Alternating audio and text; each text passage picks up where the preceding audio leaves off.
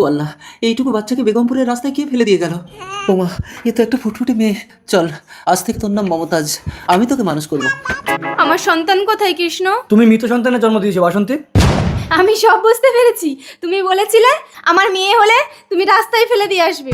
এই তো আমার মেয়ে, তুই কাঁদিস না, মেয়েটাকে একটু ধরো তো।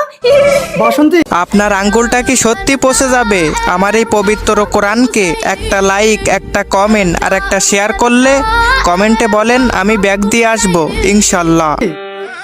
না, আমার মেয়েকে রাস্তা থেকে তুলে আনতেই হবে, না হলে আমার স্ত্রী পুরো পাগল হয়ে যাবে। কিন্তু বেগমপুর তো অনেক দূর, সেই সত্য সন্তান কি এখনো বেঁচে আছে? যাই দেখি।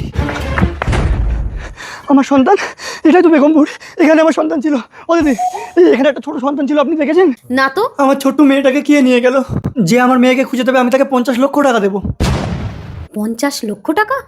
ও ডাক্তার, আমার মেয়ে কাঁদছে, দুধ দিতে হবে। ডাক্তারবাবু, দেখুন, ওনার মেয়েকে যদি কোনোদিন আপনি খুঁজে এনে দিতে পারেন তবে ওনাকে ভালো করা সম্ভব। আমাকে ক্ষমা করো বাসন্তী, আমি কথা দিচ্ছি তোমার মেয়েকে আমি খুঁজে বার করবোই। 2 বছর পর। দাঁড়াও, জোড়াপুকুর যাবে? হ্যাঁ ম্যাডাম, বসুন।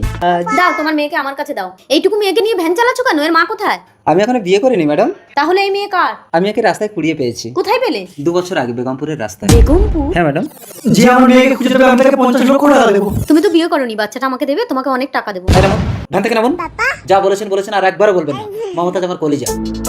এতই যদি দরদ তো আমাকে বিয়ে করেন না। হ্যাঁ, প্রয়োজনে তাই করবে। 5 বছর পর। স্কুলে আজ পড়া হয়েছিল মমতাজ? বাসন্তী ওঠো, রাস্তায় এরকম করে না। আমার মেয়ে, আমার ও দাদা, আমার স্ত্রী খুব অসুস্থ, একটু বাস স্ট্যান্ডে ছেড়ে দেবেন? না না, আমার মমতাজ এখন বেড়াতে যাবে, হবে না।